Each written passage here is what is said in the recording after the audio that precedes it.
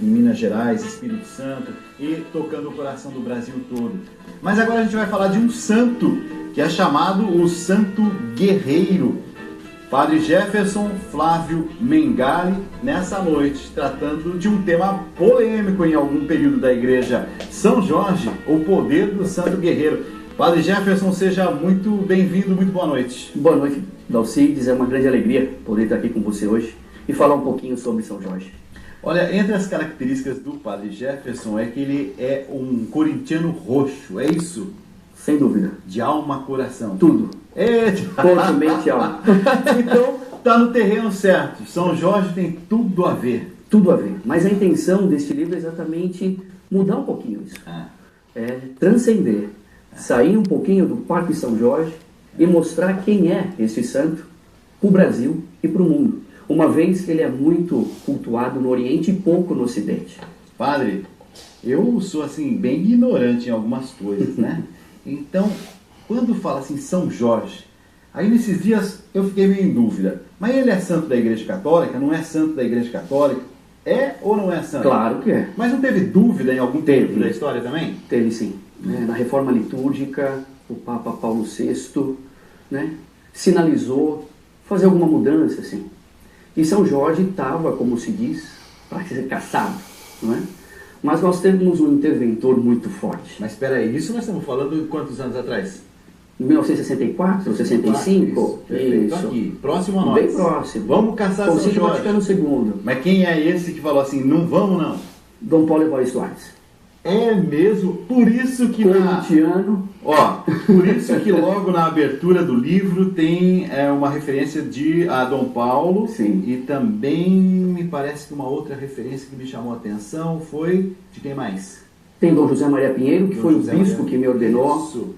Dom Paulo Evaristo Arnes. Dom Sérgio Aparecido Colombo, meu bispo, que me deu o imprimatur do livro. Sim. E o que é imprimatur do livro? É a autorização da igreja confirmando que aí nesse livro não contém nenhuma heresia, que está tudo certinho.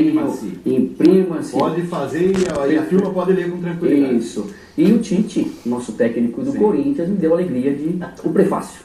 Então, e o Corinthians que agora está por cima, hein? Graças a Deus. Mas deixando, como o senhor mesmo disse, vamos deixar de lado o Corinthians e vamos falar de São Jorge. Então quer dizer que esteve ameaçado numa época. Teve. Mas qual que é a participação tão especial assim de Dom Paulo? Dom Paulo participava, né? Ele estava lá presente no concílio. E aí ele mandou uma cartinha para Paulo VI, dizendo que seria importante rever isso. Uma vez que São Jorge é patrono de Portugal, da Inglaterra, e é claro, de um clube lá do Brasil que tem multidão de seguidores chamado Corinthians. Não, ele colocou isso mesmo. Colocou, isso consta no livro. No clima de Concílio Vaticano II. Está lá o Papa vendo, os corintianos estão aqui. Então, e aí Paulo VI diz, então é melhor que não cometamos nenhuma injustiça. E aí houve essa revisão, e aí ficou como memória facultativa. Então todo dia 23 de abril nós celebramos São Jorge Mártir. Quando a gente fala São Jorge Mártir, o que a gente está querendo dizer? Ele morreu pela causa de Cristo. E o interessante é dizer o seguinte, que não foi o único martírio. Nós acabávamos de ouvir agora o bispo da Síria falando dos martírios e como isso ainda se torna presente em nossa vida. Isso que aconteceu com São Jorge. A gente pode fazer uma ligação muito próxima daquele tempo, na perseguição de Diocleciano em 303, e a perseguição hoje do Estado Islâmico aos cristãos e aos muçulmanos.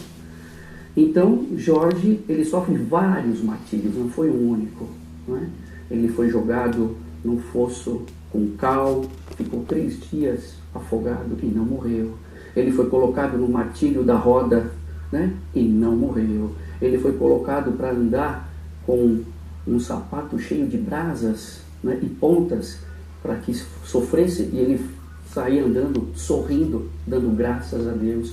E aí, quando Diocleciano viu tudo isso, que nada segurava Jorge, aí só teve a única saída, que foi degolar. E aí, claro, perdeu a cabeça. Mas morreu com a fé em Cristo. Por que o termo fiel, quando se fala assim, é um santo guerreiro? Um santo da fiel. Da fiel. Exatamente pela fidelidade. Diante do poder constituído do Império Romano, Diocleciano, Jorge não recua, muito pelo contrário. Ele dizia, a minha grande riqueza é ser cristão. E os deuses pagãos são os demônios. E isso ele dizendo para quem? Para o chefe, o imperador, a quem ele servia. Mas ele preferiu servir a Deus. Então Jorge nos ensina exatamente que é muito melhor servir a Deus do que servir aos homens. O ensinamento de Jesus Cristo. Nesse sentido, a ideia de guerreiro não pode confundir um pouco? O guerreiro, por ser um soldado romano, um guerreiro que hoje nos ensina a guerrilhar contra tantos dragões que o dia a dia nos coloca, tantos imperadores do mundo que insistem em querer seduzir aqueles que são de Deus para abandonar, como se diz, né, para pular do barco e vamos para outro lado. E São Jorge vem nos mostrar exatamente isso, né? Ser fiel, ser cristão, ser verdadeiro. O senhor fala de um jeito fácil. Eu vou ser sincero, é a primeira vez que eu estou entendendo a história de São Jorge. Como é bom trazer gente que fala do jeito simples. Mas, meu padre, mas então diga o seguinte, São Jorge, ele é considerado o guerreiro, é o santo guerreiro. Ao mesmo tempo, a gente diz assim, não, é um santo que passou por muitas provações. Mas as principais fontes, quais são? A Sacra Santorum, que nós temos. O que é isso? A Sacra Santorum é um documento do martiriológico dos santos, que nos traz a história de todos eles. Temos a canonização de São Jorge, que aconteceu em 494, quando o Papa Gelásio I canonizou. Então nós temos uma... Logo depois. Logo depois, ele morre em 303, porque canonizado. Assim, não, ele não existiu. Se não tivesse existido, ficaria complicado também, né? Com um espaço de tempo tão curto. Exato, e o Papa não cometeria esse erro. Então, em 494, ele é canonizado. Então, nós temos isso, né, na Ata Santorum. Então, isso nos traz, né, a grande realidade da verdade da existência. Não que necessariamente vamos ficar agora fazendo uma suma teológica sobre São Jorge, um tratado teológico. Não é essa a intenção. Mas sim mostrar a fé. Colocar diante de Deus a verdade de um santo tão poderoso que hoje nós vemos no Brasil inteiro de tanta devoção. Algumas expressões religiosas, né, também se apropriam da imagem de São Jorge.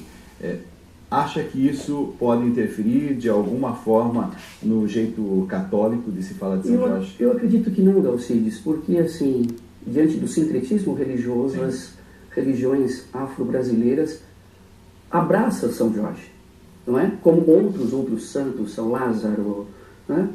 E muda até o nome dele para algum, mas eu não vejo nenhum problema nisso, muito pelo contrário. Querem exatamente enaltecer a fé de alguém que serve para nós de exemplo. É essa, né, a grande virtude dos santos, ser para nós exemplos, mostrar para nós que é possível viver o ensinamento do Cristo.